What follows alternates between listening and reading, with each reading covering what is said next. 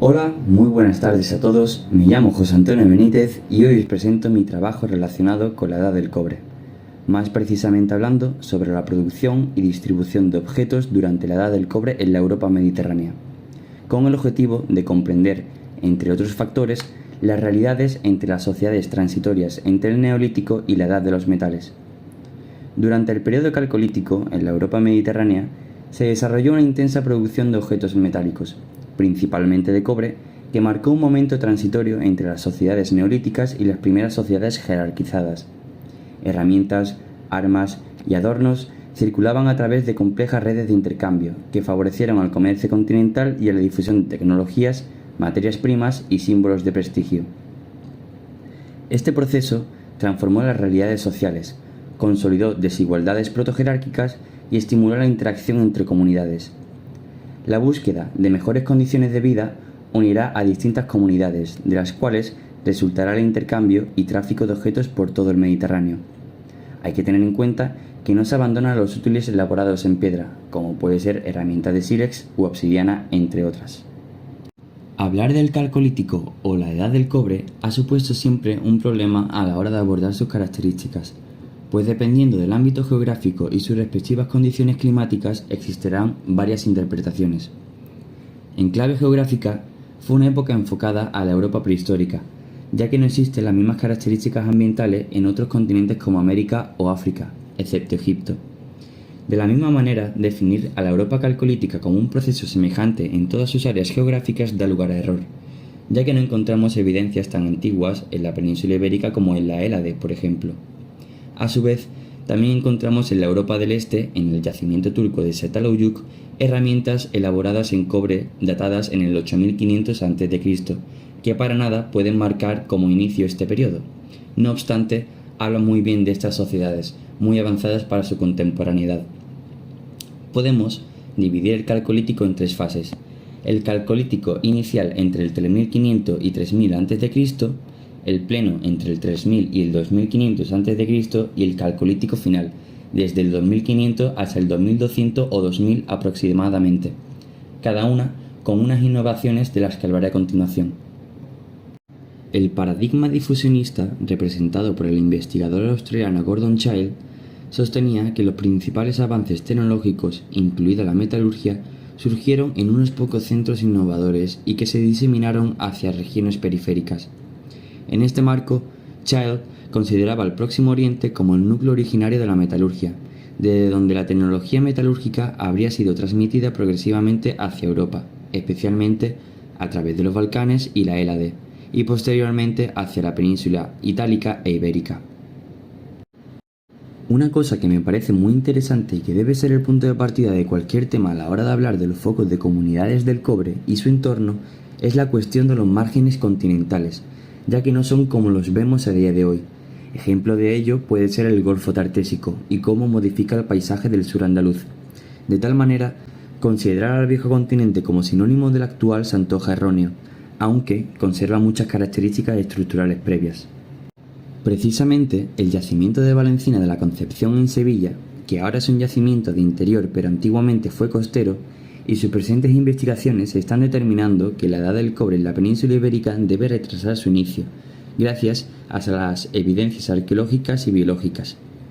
El sureste de la península ibérica también representa un foco metalúrgico de particular interés, donde durante el tercer milenio a.C., en el marco del Calcolítico, se documentan importantes desarrollos metalúrgicos, como los de la cultura de los Millares y el Algar, o el yacimiento granadino del Cerro de la Virgen de Orce.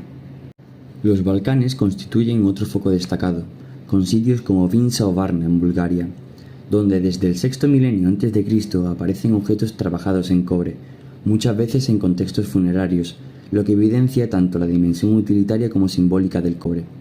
Esta región muestra una de las secuencias metalúrgicas más antiguas de Europa, probablemente conectada, aunque no exclusivamente dependiente, de los desarrollos orientales.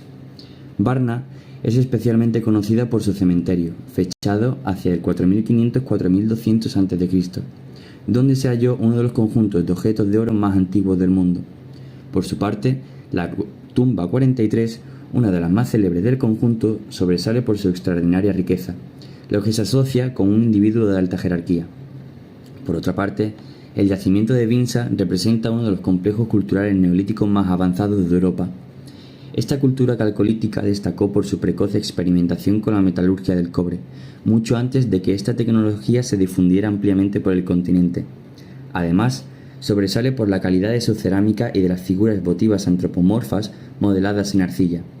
Se extiende desde el VI hasta el tercer milenio a.C., abarcando territorios a lo largo del Danubio en las actuales Serbia, Rumanía, Bulgaria y Macedonia.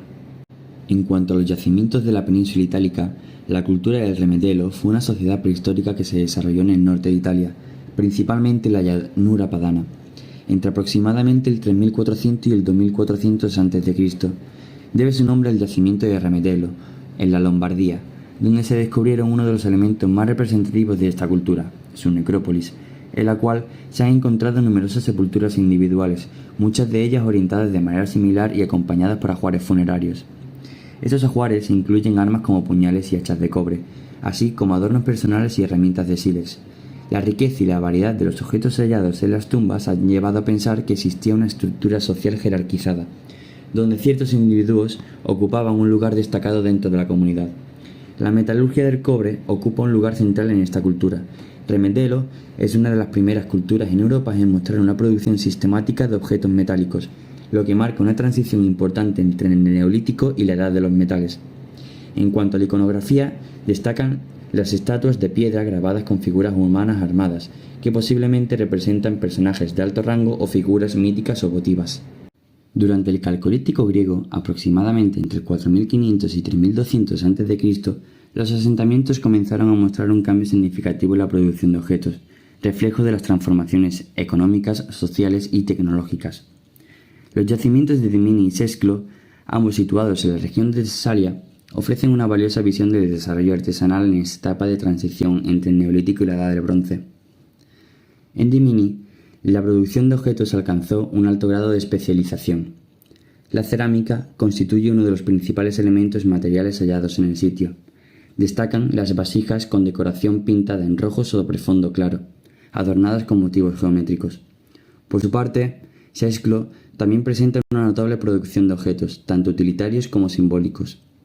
La cerámica de esta cultura es reconocida por su elegancia, pero además de vasijas, en Sesclo se han hallado numerosas figurillas antropomorfas de terracota, mayoritariamente femeninas, que probablemente tendrían un uso ritual relacionado con cultos de fertilidad. El yacimiento de los Millares, situado en la actual provincia de Almería, representa uno de los centros más destacados del Calcolítico europeo, tanto por su complejidad arquitectónica como por su papel como foco especializado de producción. Desarrollado entre aproximadamente el 3200 y el 2200 a.C., es un asentamiento fortificado que refleja un alto grado de organización social y una intensa actividad artesanal, vinculada a la metalurgia, la cerámica y otros bienes de prestigio. Se ha documentado la existencia de talleres especializados en la elaboración de objetos de cobre como punzones, hachas, cinceles y elementos de adorno. Estos productos, fabricados mediante técnicas de fundición y martillado, eran probablemente objetos de intercambio a larga distancia, lo que sitúa a los Millares en el centro de una red protoeconómica regional. La explotación sistemática de los minerales en las cercanías, especialmente la Sierra de Gádor, refuerza la idea de un control territorial y productivo significativo, con una posible estratificación social basada en el dominio del metal. Otro aspecto fundamental de su producción es la cerámica, en especial la presencia de la cerámica campaniforme, que aparece en fases más tardías del asentamiento, aproximadamente en el 2500 a.C. Esta cerámica, de clara influencia europea, se caracteriza por sus formas campana invertida y una cuidada decoración realizada a base de incisiones o impresiones con motivos geométricos. En esta etapa, el comercio entre comunidades permitió la distribución de identidades e ideologías mediante objetos de diversas naturalezas. Las vías terrestres romanas como la Apia en la península itálica, la Augusta en la Ibérica, al igual que las Baleares como centro estratégico de logística marítima, son meras copias del sistema que ya era usado mucho antes. Desde antes del tercer milenio, Europa era un lugar de tránsito, siendo el Mediterráneo la autopista principal y los ríos como el Danubio o el Ebro sus carreteras interurbanas. En cambio, las rutas terrestres eran más lentas y costosas. Desde el Calcolítico se han atestiguado carretas de carga y el uso de animales para dicho fin. Esto lo conocemos por las representaciones pictóricas de las cerámicas europeas, ya que dichos elementos son orgánicos y su trascendencia quedaría impregnada solo en el registro artístico. Las caravanas resultaban valiosas para el comercio a larga distancia, principalmente porque permitían trasladar productos de lujo. En cambio, mover bienes de menor valor a lo largo de grandes trayectos no era viable económicamente para quienes gestionaban estos transportes. En cuanto a estos bienes de lujo distribuidos por todo el Mediterráneo, los que destacaron por encima del resto serían aquellos que en la naturaleza no se encontrasen tan fácilmente. Puedo destacar, en este ejemplo, el ámbar, el oro, el cobre que caracteriza a este periodo. También podemos destacar las conchas marinas, por ejemplo, del yacimiento de Valenciana de la Concepción, usado para hacer collares. La obsidiana, por el uso de herramientas muy cortantes, o la varicita, por su color verde radiante. Para finalizar, los huevos de avestruz fueron un objeto de gran valor simbólico y material en estas diversas culturas del Mediterráneo prehistórico.